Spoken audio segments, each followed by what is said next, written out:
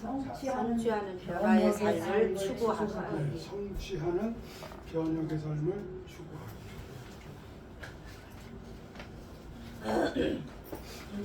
한번 따라합시다. 성취하는 자기 변혁의 삶을 추구하기.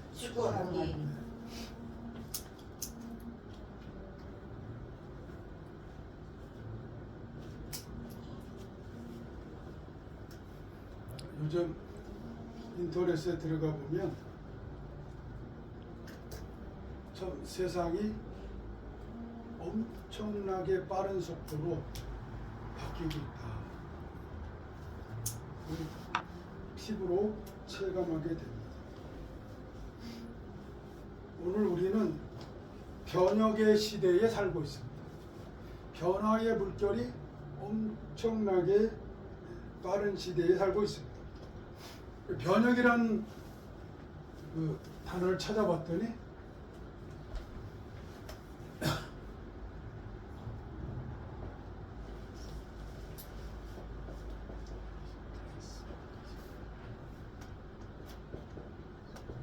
삶이라는 단어를 붙이면 트랜스포메이션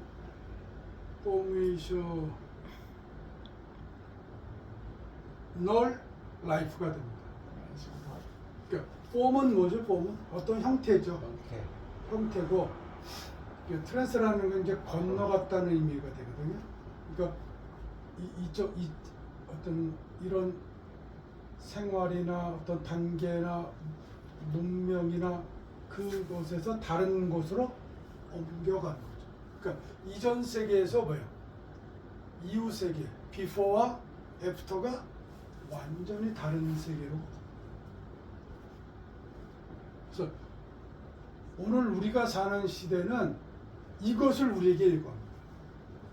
하나님의 백성에게 원래 본질적으로 이 삶을 살아갈 수 있는 에너지와 능력이 DNA가 이미 있었습니다. 이 삶을 하나님은 우리를 부르셔서 가능하게 하십니다. 예수 그리스도께서 이런 트랜스포메이셔널 라이프, 변혁적 삶의 모델이 되어 주셨습니다. 예수님의 그 당대의 삶에 굴종하지 않으셨어요. 생각 없이 의식 없이 따라간 것이 아닙니다. 마치 연어가 강물을 거슬러 올라가서 그 험난한 길을 거슬러 올라가서 자기가 처음 태어났던 그곳에서 마치 새끼를 낳는 그런 엄청난 모험을 가능해서 성취를 시키는 것처럼 우리 하나님을 믿는 백성들도 이런 변혁적 삶을 살 수 있다고 하는 것을 성경은 우리에게 보여주고 있습니다. 그래서 그 시대에 잘못된 사상이나 제도나 풍조에 굴하지 않고 다시 일어났습니다. 구약에서 이러한 삶을 살아가는 것을 신명기적 삶이다 이렇게 말합니다. 여러분 고대 세계에서는요 한 나라가 생기면 거기에 하나의 신을 섬겼어요. 그리고 그 신은 그 지배 체제를 옹호하는 사상과 제도와 행정을 다 만들어내요. 그래서 자기들만의 다이너스티, 왕조를 구축해서 살아갑니다. 아브라함이 수메르 문명이 있었던 갈대아 우르라고 하는 그 달의 신을 섬기는 곳입니다. 그곳에서 나왔어요. 그리고 하란을 거쳐서 이제 가나안 땅으로 왔습니다. 우리는 단순히 하나님이 아브라함을 부르셨어 이렇게 말을 하지만 그 아브라함의 부르심 속에는 거대한 문명과 문명이 충돌하는데 하나님 나라의 문명을 아브라함으로부터 시작하기 위해서 하나님이 아브라함을 불러내신 거예요. 그래서 아브라함 시대에 그 수메르 문명을 건설했던 그 바벨론 이 세계가 섬기고 있던 마르둑과 같은 신을 섬김으로 정치, 경제, 사회, 문화가 완전히 마르둑한 된 세상에서 하나님의 종도를, 하나님의 백성들을 불러내신 겁니다. 오늘날 내가 예수를 믿습니다, 교회를 나옵니다 하는 것은 바로 하나님의 이 거룩한 부름을 받은 것이고, 이 시대의 문명 속에 사는 것이 아니고 그 문명을 거슬러서 하나님 나라 백성으로 살아가는 것입니다. 어떻게 보면 너무 벅차고 너무 거대한 이야기 같아서 내가 정말 그런 사람인가? 한 귀로 듣고 한 귀로 흘러갈 것처럼 그렇게 깊이 들리지 않을 수도 있습니다. 그러나 하나님의 부르심은 정당합니다. 아멘. 하나님의 부르심은 확실합니다. 아멘. 하나님은 내가 인지하기 전, 내가 알기 전에 이미 나를 부르셨어요. 그리고 그런 나를 이끌어 가셔서 하나님 나라의 위대한 백성으로 우리를 삼아 주시는 것입니다. 아놀드 토인비라고 하는 사람이 있습니다. 그는 역사의 연구라고 하는 책을 썼습니다. 그리고 그 유명한 말을 만들었죠. 여러분, 도전과 음전이란 말 들어보셨죠? 아놀드 토인비가 28개 문명을 연구했습니다. 그래서 역사의 도전에 제대로 응전한 민족만 살아남았다고 하는 것입니다. 여러분, 우리는 빈 공간 속에서 우리의 생명을 유지하며 살고 있지는 않습니다. 그렇죠? 오늘도 어제도 또 내일도 나가서 일해야 됩니다. 좀 거친 말로 표현하면 싸워야 합니다. 저는 그럼 요즘 그런 거 안 하는데 집에서 하는 거죠. 집에서. 나라고 하는 이 육체를 가지고 하나님의 백성으로서 이 세상에 대해서 도전하고 응전하는 삶을 살아갑니다. 그래서 더 소중할 수 있습니다. 더 신중해야 됩니다. 더 노력해야 됩니다. 아놀드 토인비가 연구해 봤습니다. 28개 문명을 연구한 결과 그는 이렇게 말합니다. 역사에는 창조적 소수가 있다. 창조적 소수. 크리에이티브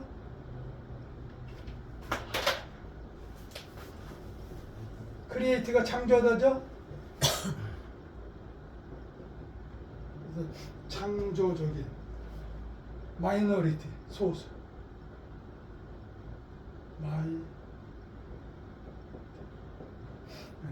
창조적 소수.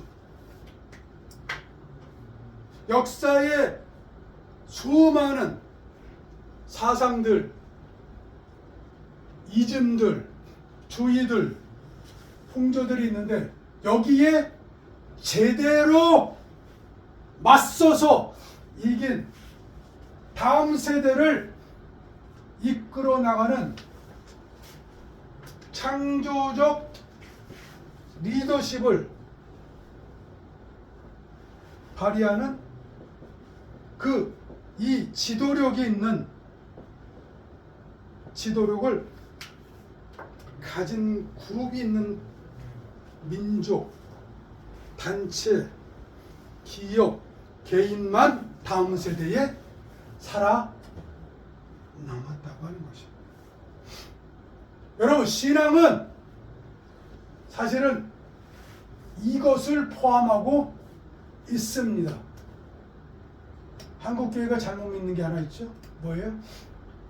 하나님이 주신 것을 그저 받아 누리는 거죠. 예, 모든 좋은 것은 맞습니다. 위로부터 내려옵니다. 근데 그것을 소유한 것으로 끝나는 것이 아니에요.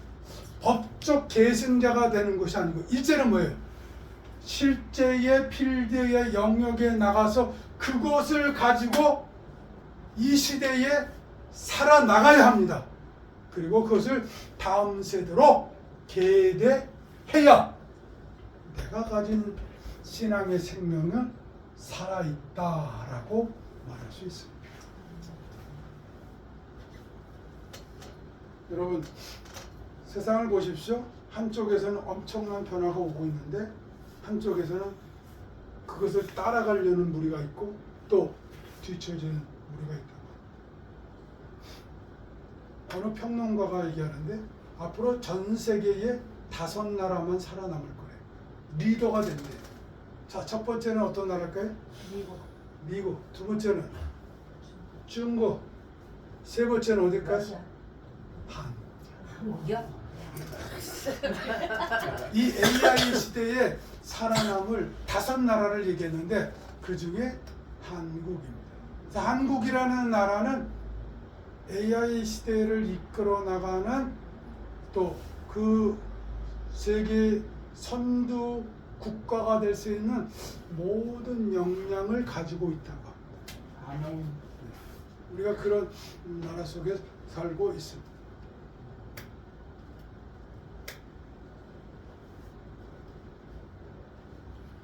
오늘 본문의 말씀은 마태 공동체가 AD 100년 이전이라고 합시다. 그 시대에 이제 로마 팍스 로마나, 팍스라는 말은 평화란 말이에요. 팍스 로마, 그러니까 로마의 힘에 의한 평화를 추구하는 시대입니다. 군사력으로 모든 나라를 정복해 나가는 거죠. 그리고 마태 공동체가 있었던 시리아 안디옥 이쪽에서는 유대교가 이제 재정비를 했어요. AD 90년에 예루살렘 성전이 완전히 망가지는 걸 보고 유대교에서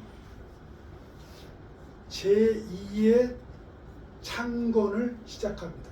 그래서 후기 유대교를 이제 시작하는 거죠.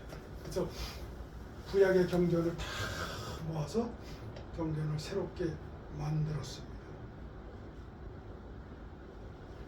자, 마태 공동체는 예수님이 돌아가시고 나서 최소 30년에서 한 50년이 지나간 거예요.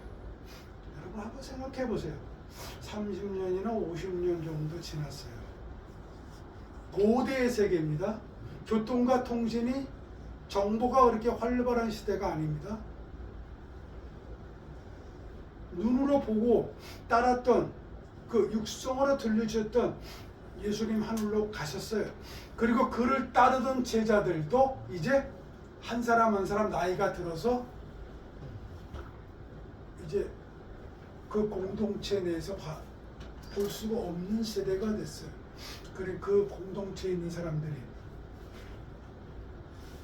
얼마나 불안했겠어요. 불안이 점점 가득.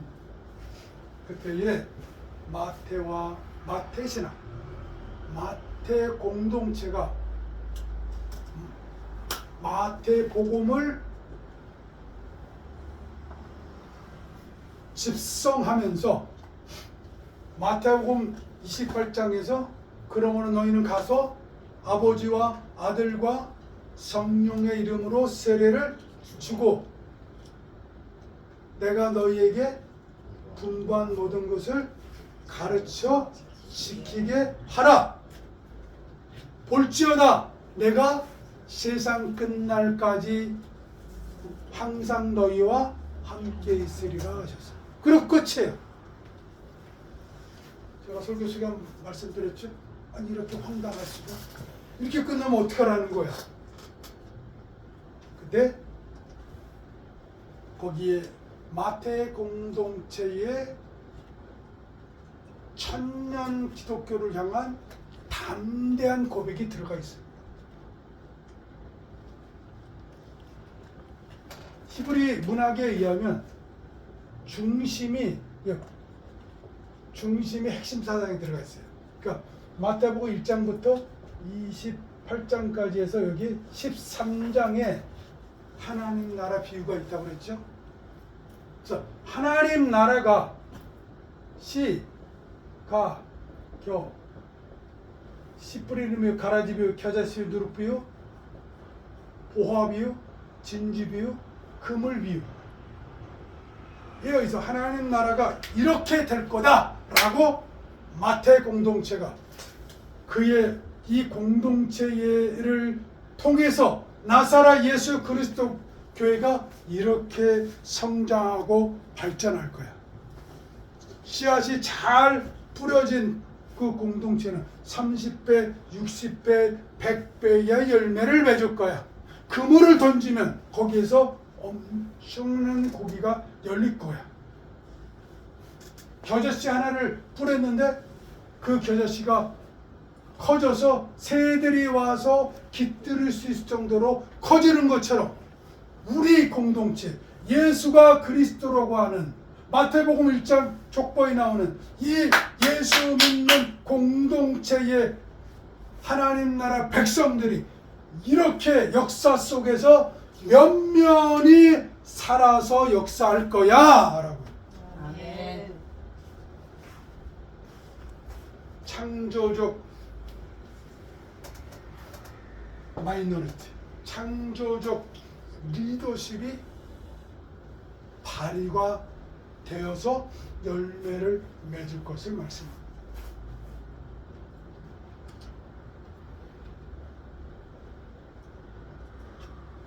마태복음 10장은 바로 이러한 역사를 일으키는데 과정을 거쳐야 된다 이렇게 말해요. 과정을 거쳐야 된다. 여러분 젠슨 황이라는 사람 이 스토리를 인터넷에서 잠깐 읽어보면 되게 어려웠어요. 힘들었어요. 남들이 돈 될 것 같지도 않은 일에 젠슨 왕은 몰두했어요. 그런데 자기 시대가 왔어요. 자기 시대가 왔어요. 그러니까 이제 이 시대에 엔비디아를 모르는 산척동가도 없습니다. 다 알아요. 다가오는 AI 시대를 이끄는 창조적 소수의 사람들이 있습니다. 근데 이게 그냥 된 게 아니죠. 그냥 된 거 절대 아닙니다. 멋자 들어가는 사람 있죠? 일론 머스크. 일론 머스크를 보세요. 대학에 들어갔어요. 근데 대학을 다 졸업 안 했어요. 왜? 이미 자기가 할 일이 있어요. 그 시대를 그대로 따라가는 게 아니죠. 먼저 보고 그래서 비전을 가졌어요. 그리고 그럼 먼저 가는 거죠. 자, AI를 운영하려면 기초적으로 뭐가 필요해요? 데이터가 필요하죠. 그렇죠? 근데 이 엄청난 데이터를 돌리려면 뭐가 필요해요? 데이터 센터가 필요하죠. 이 데이터 센터를 돌리려면 뭐가 필요해요? 전기가 필요합니다. 그렇지, 에너지 전기가 필요하지. 근데 지상에 있는 에너지 원자력 갖고는 안 돼. 그러니까 일론 머스크가 어디에서 에너지를 가져와요? 우주 바깥에, 지구 바깥에 우주에서 앞으로는 모든 에너지를 공급하겠다는 거예요. 왜? 태양열이라고 하는, 태양빛이라고 하는 무한대의 에너지가 거기서 공급될 거다. 정말 이야기. 그런데요, 우리는 이런 사실을 말할 때, 와, 굉장하다, 와, 멋있다, 좋은 것만 보시면 안 돼. 따라합시다. 위대한 것에는 위대한 것에는 반드시 거쳐야 되는 과정이 있다. 과정이 있다. 그렇습니다. 여러분, 무대 위에서의 멋있는 것만 보지 마세요. 무대 밑을 보셔야 돼요. 성공이라는 단어는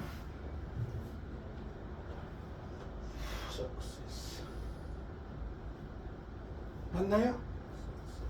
석세스 맞습니다. 성공이라는 단어는 두 가지로 되어 있어요. 이게 SE는 밑에, 서브는 아래입니다. 아래. 세스는요, come and go를 말해요. 컴동사의 기본 개념은 어떤 좋은 것이 되는 거고, go는 나빠지는 거죠. go rotten 그러면 썩었다는 거고, 그렇죠? come true 그러면 어떤 사실이 되는 거니까 이루어지다 이런 뜻이. 그 성공은 뭐냐?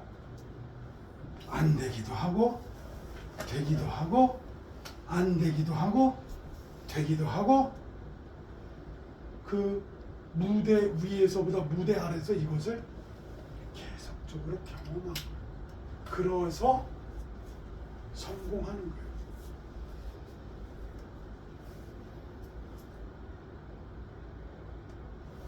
이 과정을 거쳐야 합니다.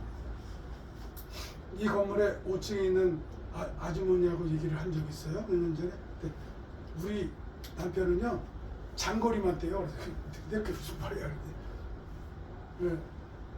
서울에 한두 차례 갔다 오면 그날 수입의 많은 부분을 보장받는데, 그 몇 시가 되면 오다가 뜨는 데 있다는 자기 남편은 거기 가서 그 기다리고 있다가 그 해갖고 서울로 오고 가고 한다고 하더라고요. 뭡니까? 과정을 거쳐야 합니다. 길을 알아야 합니다. 그 노력이 반드시 필요합니다. 자, 오늘 본문 한번 보겠습니다. 24절 봅시다.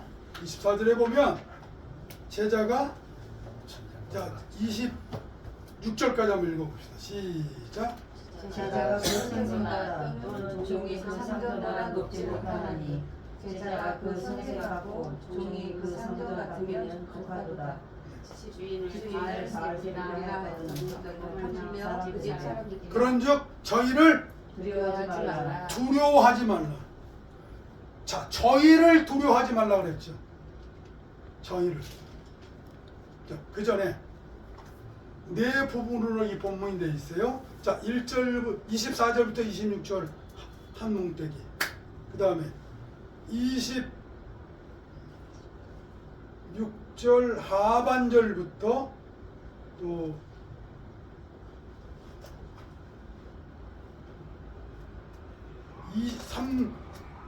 33절까지 보겠습니다. 33절까지 보겠습니다.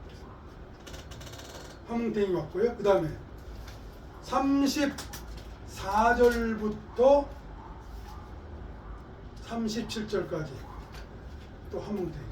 38절부터 39절까지. 자, 그러면 지금 예수님께서 제자들을 지금 파송하셨어요. 이스라엘 전체를 구원하시려고 하는 이제 원대한 역사를 시작하셨다라고 지금 마태 공동체가 증거하고 있는 거예요. 그러면 이스라엘의 잃어버린 양에게로 가서 복음을 전하는데 제거해야 될 네 가지가 있다는 거예요. 그 장애물을 이겨내야 되는 거예요. 첫 번째 장애물이 뭘까요?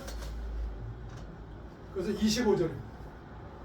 집주인을 바알세불이라 하였거든 그랬죠. 자, 예수님 당시에 자 마태 공동체가 증언하는 겁니다.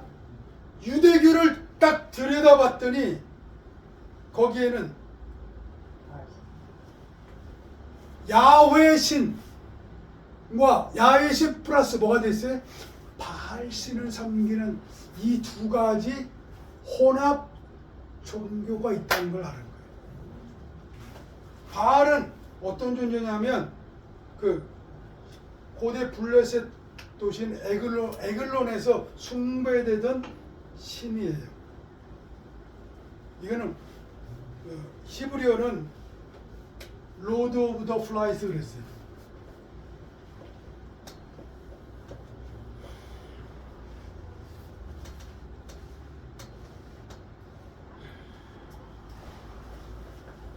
그래서 이게 파리잖아요. 파리. 플라이가 파리잖아요. 그렇죠?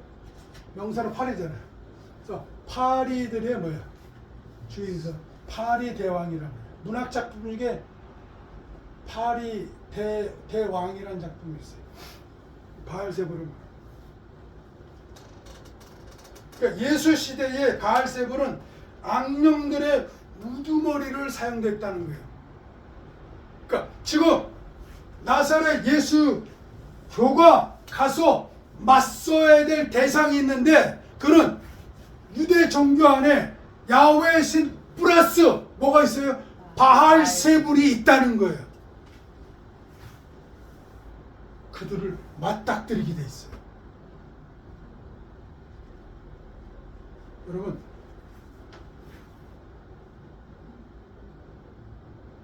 이 유대 사람들은 한편으로는 야훼 신을 섬기면서 언약의 하나님을 섬기면서 한편으로는 바알을 섬긴 거예요. 풍요의 신을 섬긴 거예요. 물질의 신, 배금의 신을 섬기고 있었던 것이죠.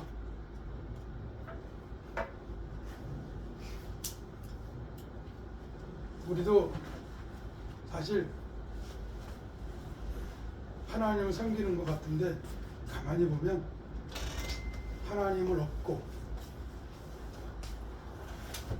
우리의 사고체계 속에서 삶 속에서 바알을 섬기지 않나 되돌아봐야 돼요.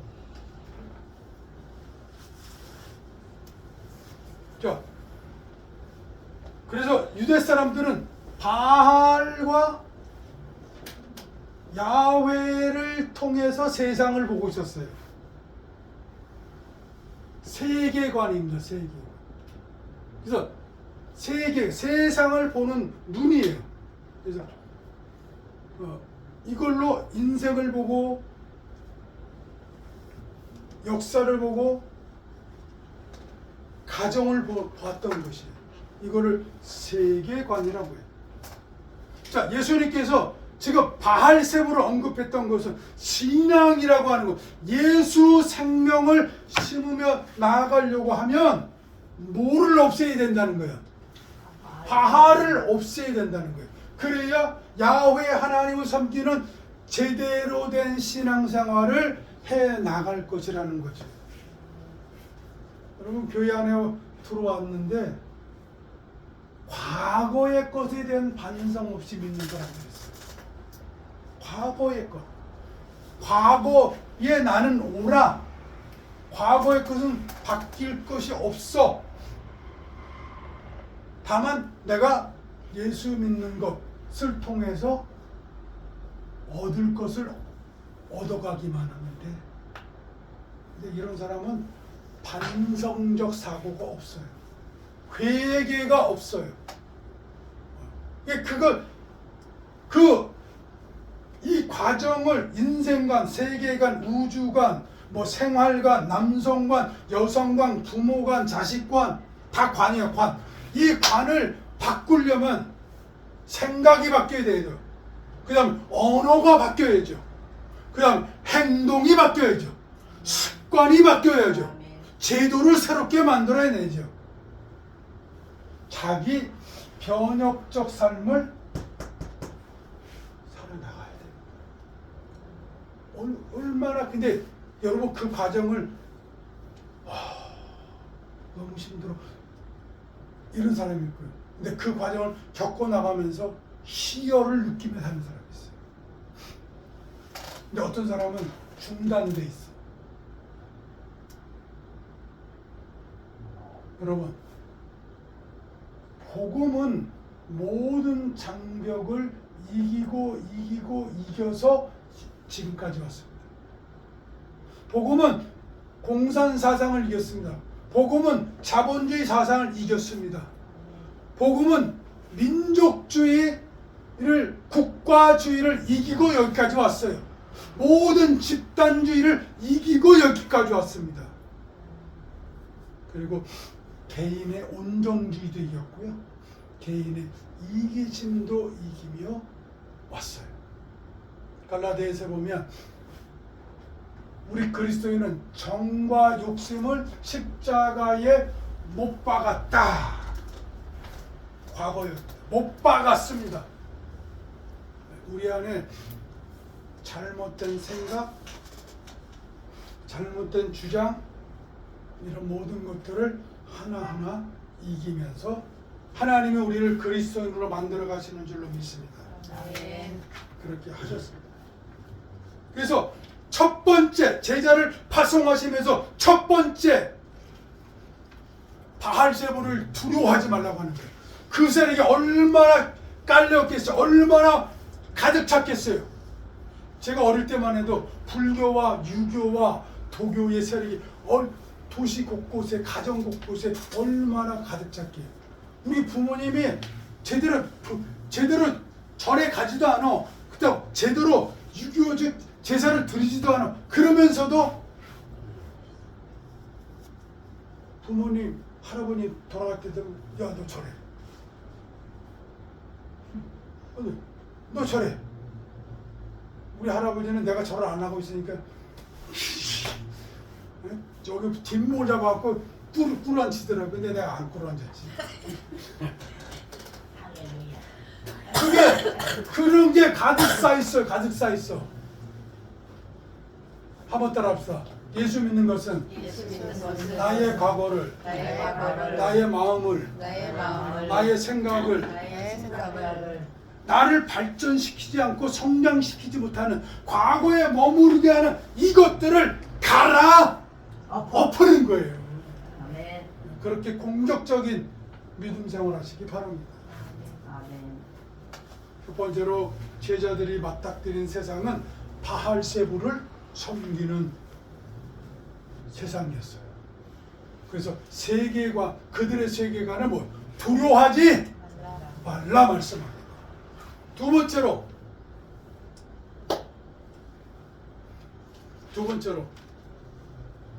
28절 보겠습니다. 읽어볼까요? 시작. 몸을 죽여도 영혼을 능히 죽이지 못하는 자들을 두려워하지 말고 오직 몸과 영혼을 능히 지옥에 멸하신 분들을 두려워하라. 자, 아까는 바알세불을 두려워하지 말라고 그랬고 이번에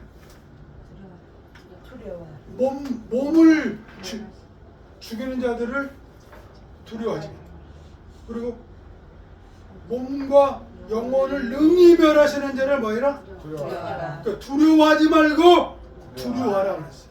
아멘. 여러분, 이 사르크스는 출생과 동시에 사망을 향해 달려가고 있는 거예요. 제가 여러분 얘기했죠. 23세까지는 세포분열이 최고로 이르러요. 그래서 존재 자체가 아름다워.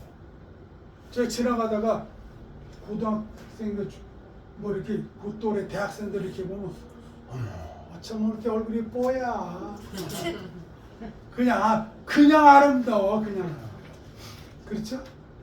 근데 본인들은 몰라. 저는 세종이가 이렇게 쑥 지나갈 때 이렇게 갑자기 젊음이 확 느껴져. 어머, 나도 저 젊음 갖고 있었는데. 근데 벌써 내가 60대 됐어. 몸은 그런 거예요. 근데 사람들은 이 몸을 즐겁게 하는 거, 먹는 거, 입는 거, 거기 위주로 살죠.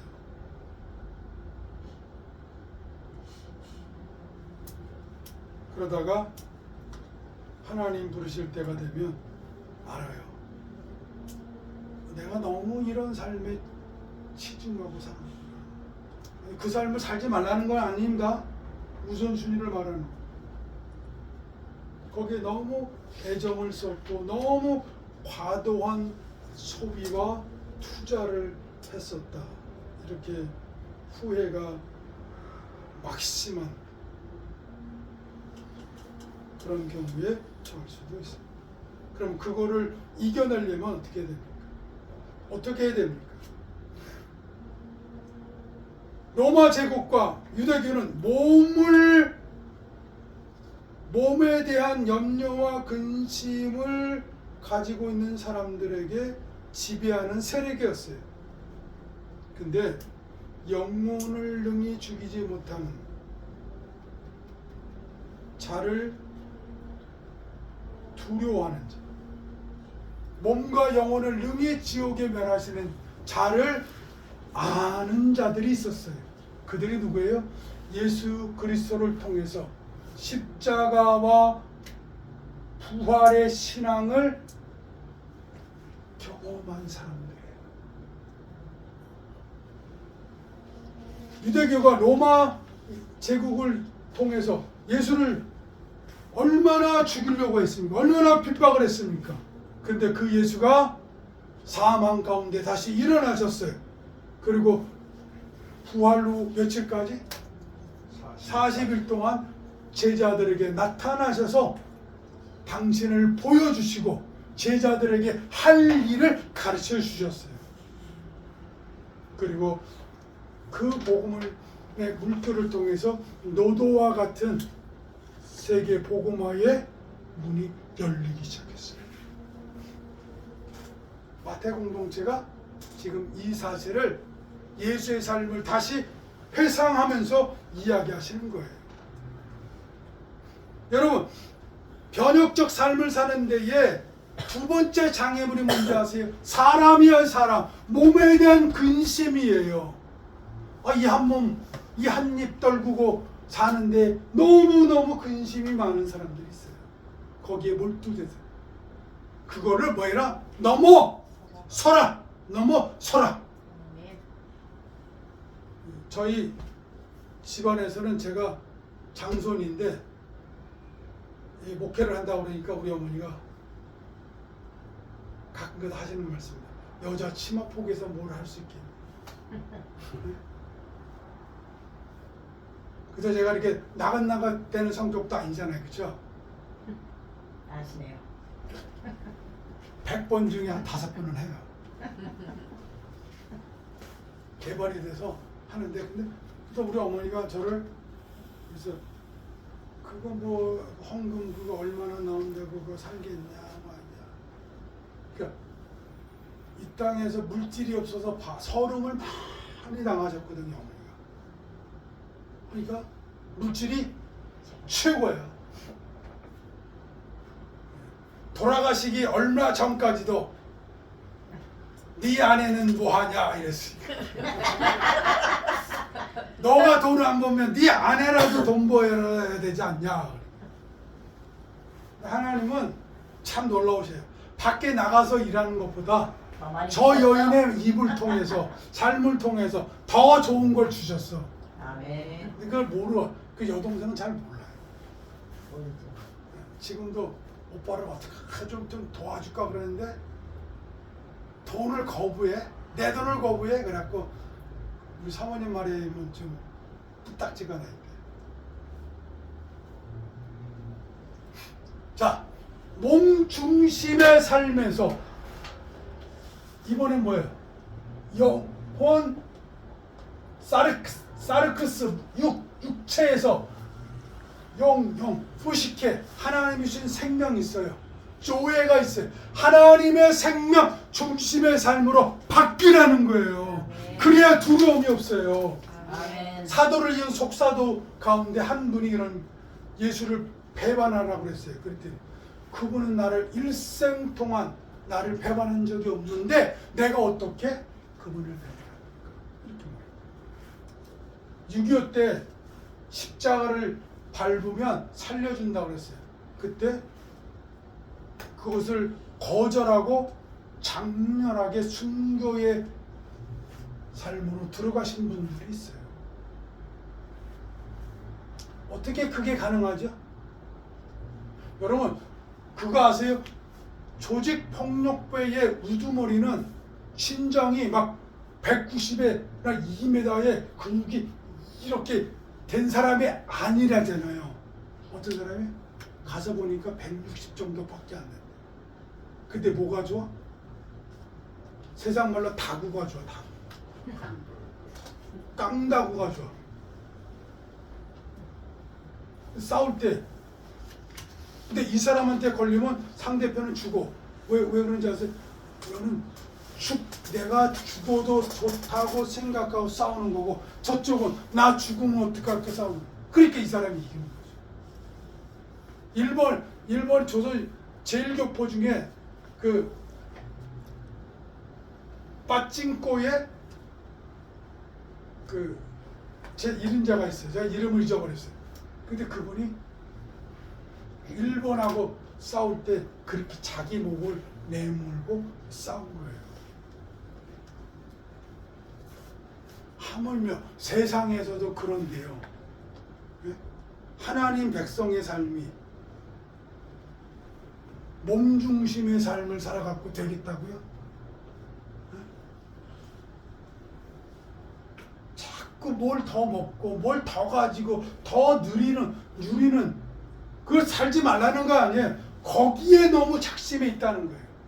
그러니까 바닥에 있을 때 다시 이겨내는 강력한 에너지가 없는 거지.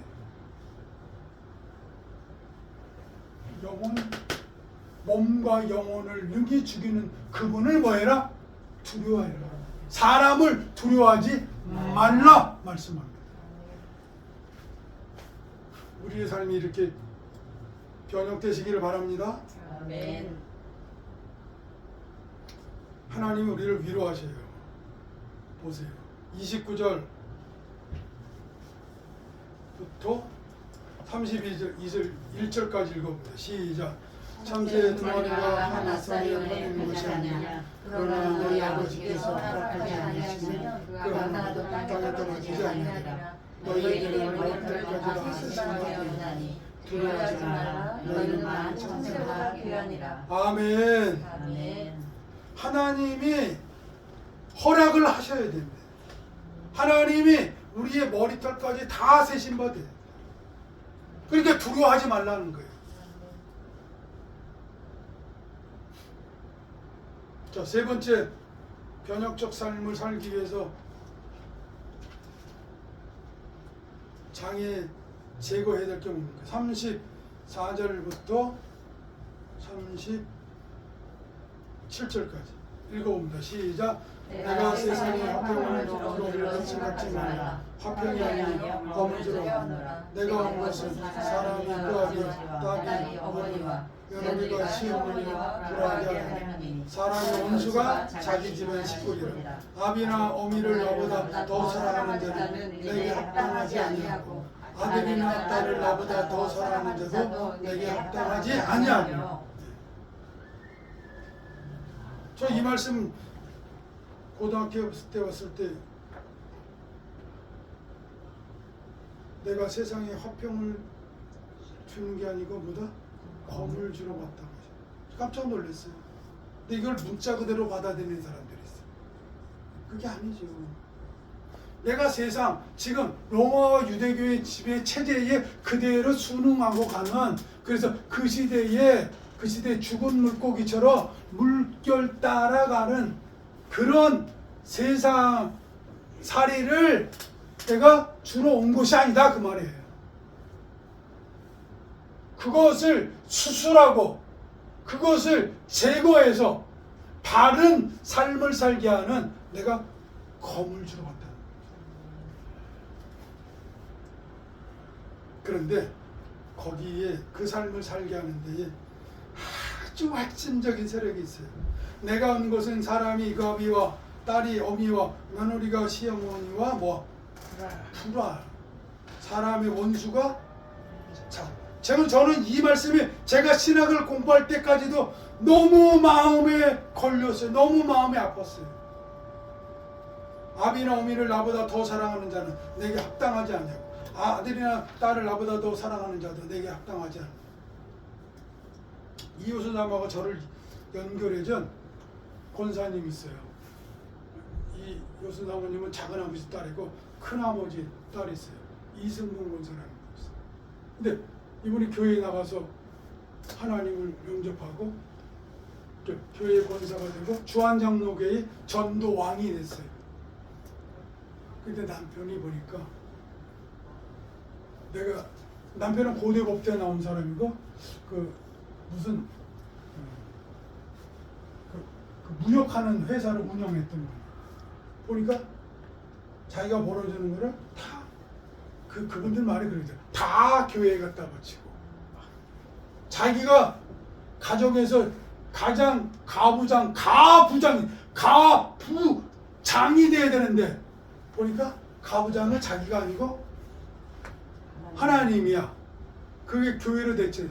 그러니까 억하심정이 나갔고 죽을 때가 암이 걸려서 죽을 때가 됐는데도 제가 이제 그 옆에서 한번 간호할 때가 있었는데 보니까 이렇게 쓱 보고 지나가요. 쓱 보고 인사도 없어요. 그리고 본인은 자기 회사에 있는 경쟁하시고 그러고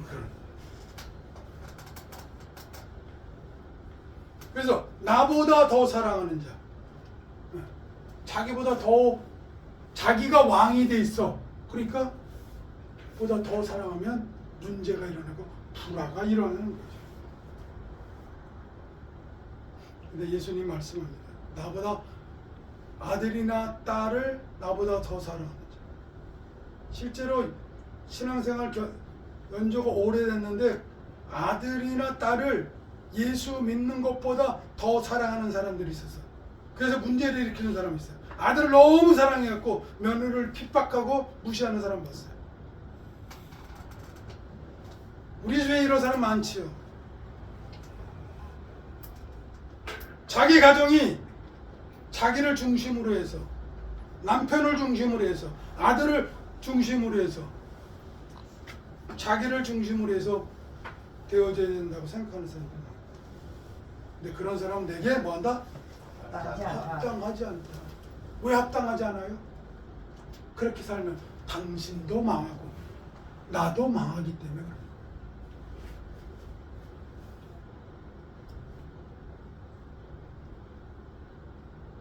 이혼 프로그램이 요즘 많죠.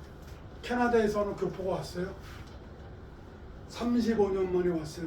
근데 그 여자분이 자기 남편에 대해서 하는 말이 딱 한 가지 있어요. 이제는 남편의 속박으로부터 굴레로부터 벗어나고파 이거였어요. 남편이 한국 사람이에요? 교포 얘기입니다.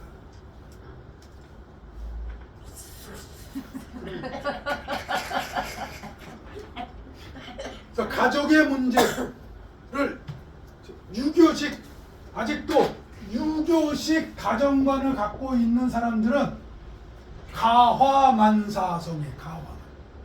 가화만사. 가정의 화평이 이루어져야 돼요.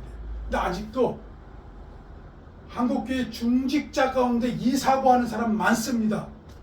미국식 기독교를 받아들이는 사람들 중에 이 사고를 하는 사람이 있습니다. 그래서 목회자가 하나님 허락이 먼저지 아내하고 상의해봐야 돼요. 이렇게 말하는 사람이 있어요.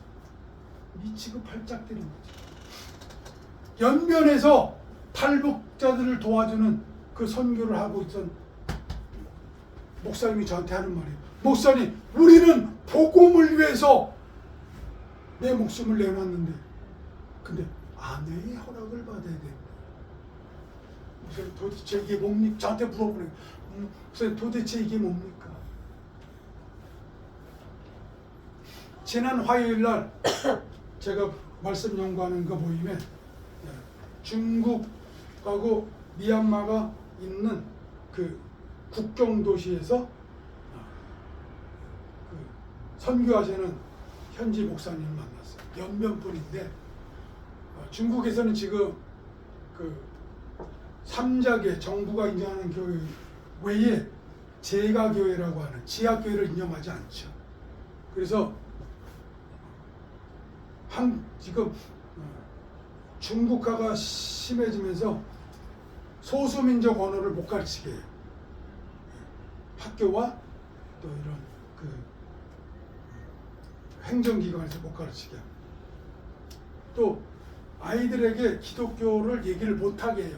그래서 음악학원을 차려서 이제 악기를 그 가르치면서 숙식을 하면서 가르친대요. 근데 이번에 와서 그 기독교식 교육을 하기 위해서 저희가 원동현 박사의 5차원 전면 교육이라는 거를 제가 알았는데 그래서 그 교육을 하는 학교를 좀 가보려고 합니다. 라고 하면서 이 본문을 같이 나누는데 그분이 28절을 읽으면서 몸은 죽여도 영혼은 능히 죽이지 못하는 자들을 두려워하지 말고 오직 몸과 영혼을 능히 지옥에서 멸하는 자를 두려워하라. 이 말씀이 자기는 실제로 살고 있다는 거예요. 실제로.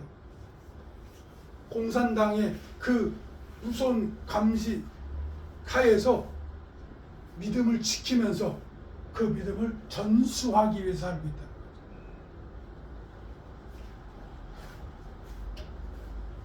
이런 분들은 하나님의 복음이 먼저입니다.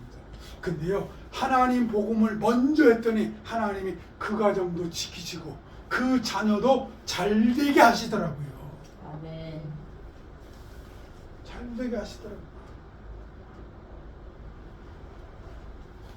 그 나라와 그 의를 살겠다고 하시면 하나님은 그가 가지고 있는 비정규적인 교육을 받은 그 음악 달란트 뭐 이렇게 불고 그다음에 뭐 그 아코디언 연주라고 그래 그런 걸 통했는데 그걸 통해서 각종 악기를 다 다스리게 해갖고 음악 학원을 만들었어요. 그리고 하나님이 그 음악 학원을 통해서 백성들을 부르시게 하고 또 중국의 선교를 잘 감당하게 하십니다. 여러분 다짐합시다. 내 집안 식구보다 하나님을 신앙하는 것이 더 우선주의인 것을 고백하시기 바랍니다. 예, 여러분 그런 파트너 만나세요. 그런 동역자 만나세요.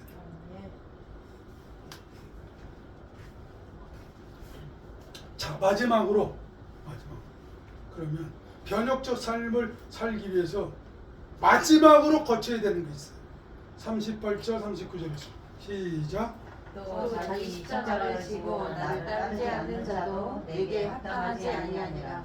자기 목숨을 얻는 자는 잃을 것이요 나를 위하여 자기 목숨을 잃는 자는 얻으리라. 아멘. 참 이 말씀도 참 받아들이기 힘든 말씀이에요. 십자가 싫어하는데 자기 십자가를 지래.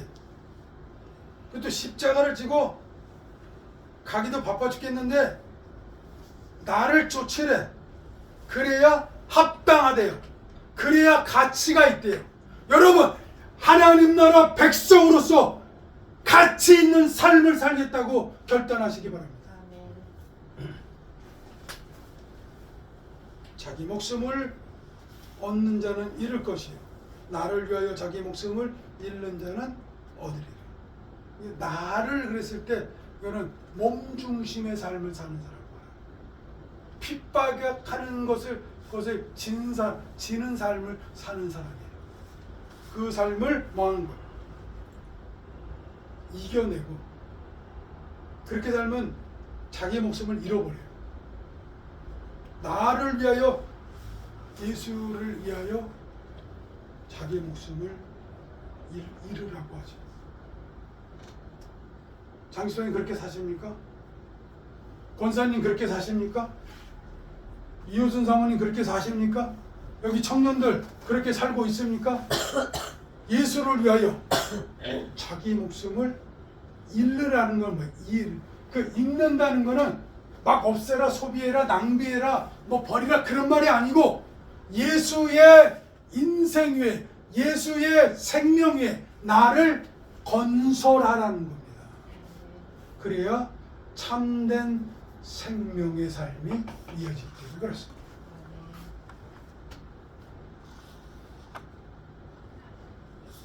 세계 기독교와 한국 기독교는 바로 이 과정을 거쳐서 복음의 생명이 계대가 됐습니다. 우리가 이렇게 신앙을 고백하는 것이 됐습니다. 하게 되었습니다. 여러분, 정리합니다. 그 당대에 우상을 숭배하는 바알세불과 같은 그 세계를 이겨내시기 바랍니다. 그것을 회파하시기 바랍니다.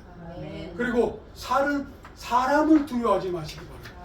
몸은 죽여도 몸 죽여도 영혼을 죽이지 못하는 자를 두려워하지 말고 몸과 영혼을 다 지옥에 멸하신 자를 두려워하라고 했습니다.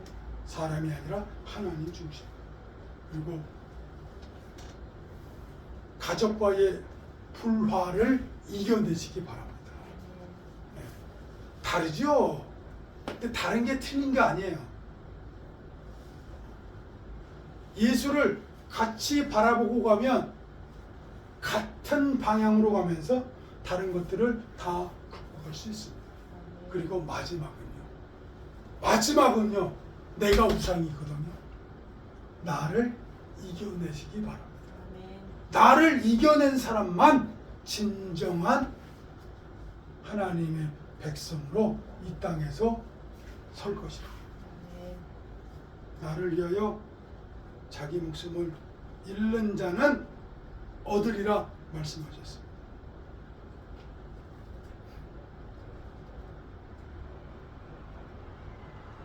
제자들이 이런 상황 속에서 파송된 것처럼 우리도 같은 시대, 같은 환경 속에서 살아가고 있습니다. 예. 세상의 구조는 좀 바뀌었어요. 사람도 좀 바뀌었어요. 문화적 색깔도 좀 달라요. 그러나 본질은 똑같습니다. 그런데 제자들은 이 과정을 통해서 복음을 유대와 사마리아와 땅끝까지 이르러 지금 5대 6대주의 수십억의 하나님의 백성들 일궈냈습니다.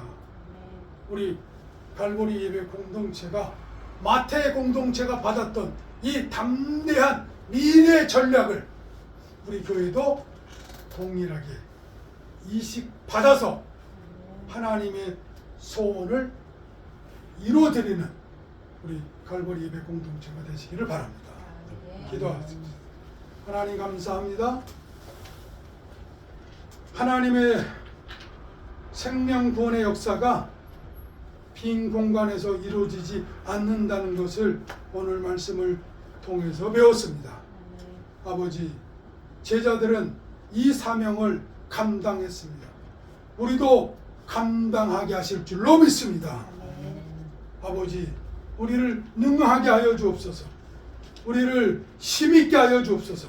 우리를 지혜롭게 하여 주옵소서. 우리를 권세 있게 하여 주시옵소서. 하나님이 우리 안에서 약동하셔야만 이 모든 것을 이루어갔을 수 있습니다. 하나님이 하시옵소서. 하나님이 이루어 주시옵소서. 예수님의 이름으로 감사합니다. 아멘.